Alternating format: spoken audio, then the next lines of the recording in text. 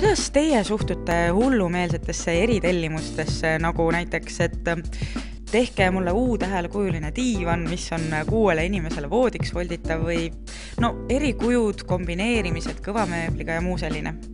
Kindlasti jaatavalt. Ma arvan, et nii väga meeletut asja vist ei olegi, et mööblis, mida ei ole tänapäeval võimalik valmistada. Muidugi mingisugused piirid sellele asjale seavad kas või need samad füüsikateadused, aga enamus suhtluse me oleme ikkagi toimunud. Siin on näha, kuidas visandist valmib diivan.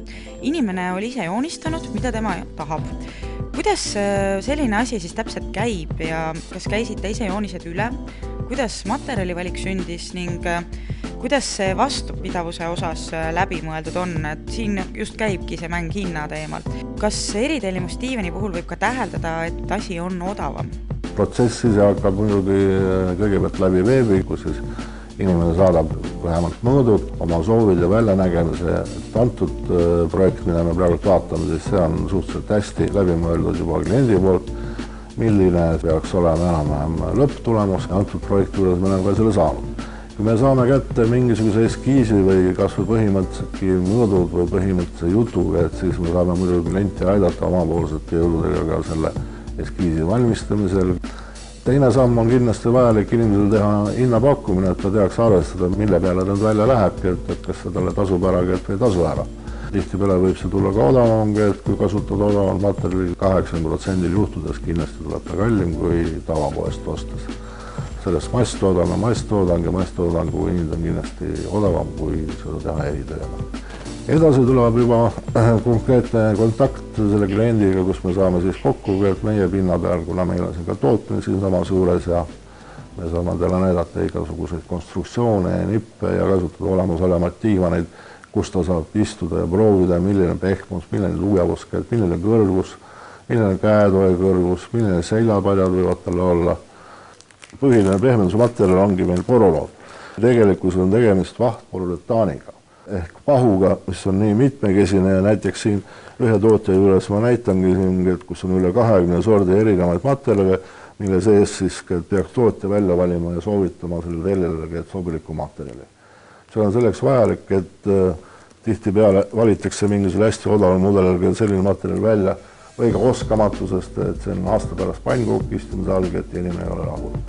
Tavaliselt on parimatel toodetel 10-aastane garantii, mis garanteerib selle, et tal mingisugune jääkideformatsioon tal tekib, aga see on parimatel materjalus ainult 3%, et seda füüsiliselt nagu üldse ei tunnegi. Muidugi on ka vedrudel suur tegur selle pehmuse ja kõvaduse juures. Viimasel ajal on tulnud ka uusi materjali välja, milles on täiesti tehiskangad, mis nagu üldse ei kasutagi mingist metallivedru, vaid mis on süsinikjõude armeeritud ja mis on samamoodi vastupidavad. Nüüd, kui me nüüd oleme kõik asjandused teoreetiliselt paika pannud, siis hakkab edasi protsess juba karkassiga, kus siis meie õppinud Kistler lahendab ise konstruktsioonilised elemendid ära. Siis tuleb pehmendusosa peale liimimine ja lõpuks siis õmlus ja katte peale posterdamine. Loomulikult on oluline nüanss pehmemööbli vastupidavus ja puhastamisvõimalus ehk katteriide valik. Siin on teil üllatav ja rõõmustav lahendus olemas. Katteriide valik ongi selline asi, mis on nüüd selle toote juures äärmiselt oluline ja tähtis. On ka siin vaja kindlasti vaadata, et see riide oleks kergesti puhastatav, kergesti hooldatav ja samaaegselt ka hästi vastupidav. Ja ei tohiks ta kuluda, ei tohiks ta värvi kaotada. Tänapäeval on nüüd toonud turule palju uusi kangad, mis on siis puhastatud ainult vee abil, mis on äärmiselt mugav, kus saab siis näiteks, kui pastapliiatidega juhtub kogemata kirjutamine peale või siis punane pein või veel mingi teine plekk, et seda saab väga lihtsalt siis ainult vee ja lapiga puhtaks teha. Natukene hõõrumist ja see tuleb päris kergesti ära. Kauemaks seisma muidugi ei soovitaks jätta, seda tuleks nagu kiiresti ära teha, aga võrreldes kui teisele kangale proovida kirjutada näiteks pastapliiatidega peale, siis on tagajärg kohutav.